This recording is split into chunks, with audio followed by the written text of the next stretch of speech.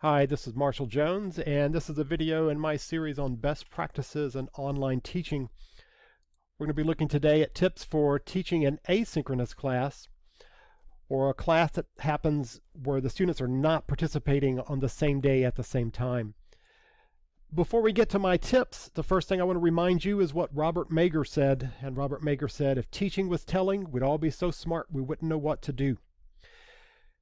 There's a great temptation in teaching to simply present content to people, but you have to do more than that. You have to present content to people. That is certainly important, but you also have to interact with them. You have to guide their learning. You have to correct incorrect thinking. You have to move people along in their understanding of the content and whatever it is you're teaching them. So don't just post a lecture or post a reading. Think about how you're going to interact with people. You want your class to be self-paced within reason.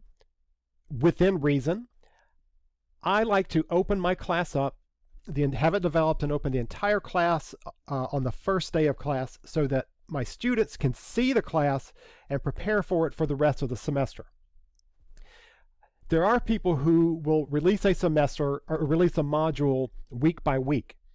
That's a fine way to do it, but I find that my students respond best if the entire class is open. If they want to work ahead a little bit, they can, but I'm going to make sure that people are participating week by week, because I don't want to be dealing with week 16 content during week 2 and week 2 content during week 16. So you want to create these standards for participation.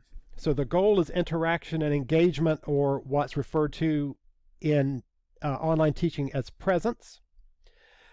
Often that interaction happens asynchronously on a discussion board. The standard is for students to post once and reply twice, so that they would create an original post and then they would read at least 2 other people's original posts and respond to those. And in that way, you are having students engage with each other. I typically like to have my students make their original posts by Thursday and then do their follow-up posts on Friday, Saturday, and Sunday, and reset the week on Monday. The reason for that is that if your students are posting their original post on Sunday and replying to 2 other people's posts on Sunday, they're technically meeting the requirements of participation, but it's not particularly valuable for anybody because you're moving on to a different discussion the next week. So think about how you're going to do that and what standards you're going to do for that. I work primarily in Blackboard, and I like the grade forum option because it allows me to collect all the responses from students so I can see those week by week. My third tip is that you should strive for presence in your classes. The HANOVER Research Council talks about 3 different types of presence. Social presence is when participants are establish a community of learning by projecting their personal characteristics into the discussions. So drawing upon their personal experiences to relate to the content in some way. So more of this responding to a discussion board, me too.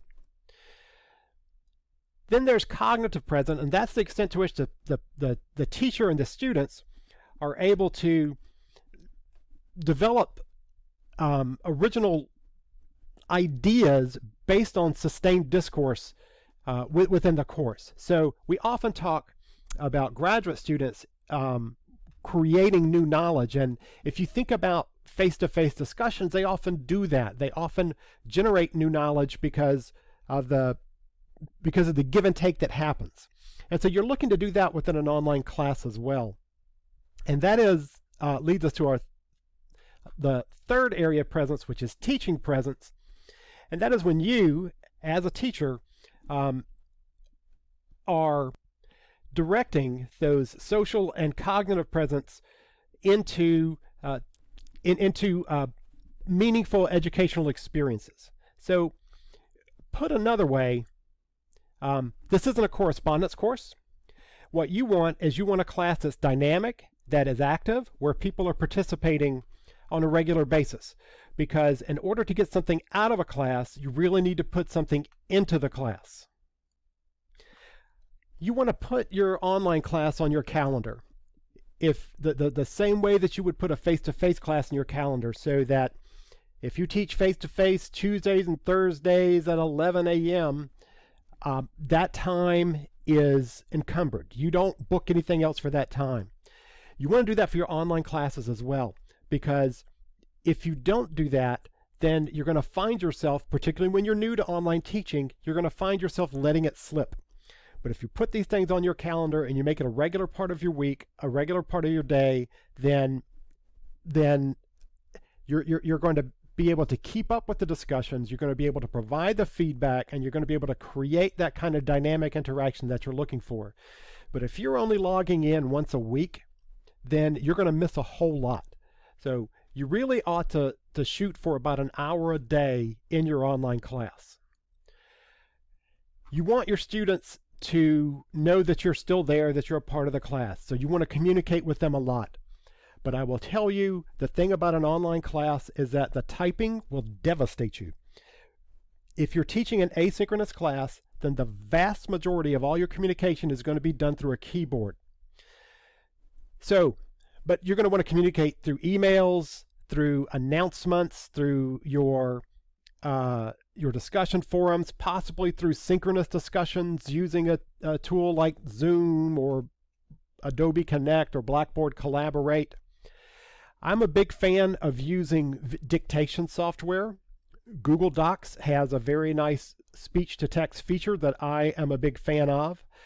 And I tend to save those documents in a folder for each of the classes that I teach, so that I can reuse them if I need to. But the important thing about communication is that you don't want your students to forget about the class or to forget about you. Every learning management system is going to have opportunities for you to create learning activities. Those might be discussions, which we've talked about, group project, wikis, problem sets. It really depends on what your content is as to what your activities are going to be. You just want to make sure that you're providing people with meaningful feedback. And again, I'm a big fan of using voice dictation and digital audio so that you can record audio files for your learners to give them feedback. I often use templates for feedback so that everybody gets some information that is identical, and they get specific information about what it is that they are doing within their particular assignment. But with that feedback, you want to make sure that your students know that you're there. One other thing that I like to use is design templates, and I typically create a Google Doc so that every class that I teach has a folder, and within that folder there's going to be a week-by-week planner so that I know what's happening week by week within those classes, that there's a document that contains an announcement that I can use for week 1, week 2, week 3, and I reuse those every time I teach the class. I will sometimes edit those as needed, but it saves me time when I teach the class. After I design it initially, I've already got those announcements written. I've already got my starter posts for my discussion boards ready to go. Those are also saved, and so that I can copy those and paste those into my learning management system. Now, it doesn't mean that they never change, but it at least lets me know week to week what it is we're going to be working on. I also wanted to leave you with some tips on getting better as an online teacher. And just like face-to-face teaching, get feedback. Get feedback from your students. Get feedback from your peers. It's possible to have anybody added to an online class. So have people added to your class and get feedback on what you can do better within your content presentation, within your interactions with your learners. And make changes. Never be afraid to make changes to the materials that you have. It is easier to make changes to a course that is developed than it is to develop the course. So make sure that you are being attentive to that. And the other thing is to develop your online teaching style. So when you first started teaching face-to-face, you had to do this. You had to find your voice. Are you the kind of fun professor that tells the jokes? Or are you kind of the tough professor who is commanding in that class? So what is your online teaching style? So once you can sort of figure that out, you'll learn to find your voice and hit your marks just like you would in a face-to-face class. I like to create running jokes through my classes.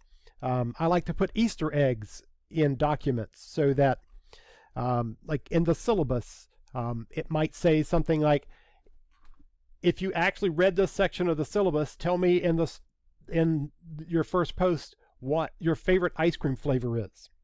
And just like you want to get feedback from people observing your classes, go look at other people's classes as well. Talk to your colleagues, not just where you work, but at other places as well. So when you are building online classes, it's like that motivational poster from Nike back in the day. There really is no finish line. It's like any other kind of teaching. You learn more and you get better.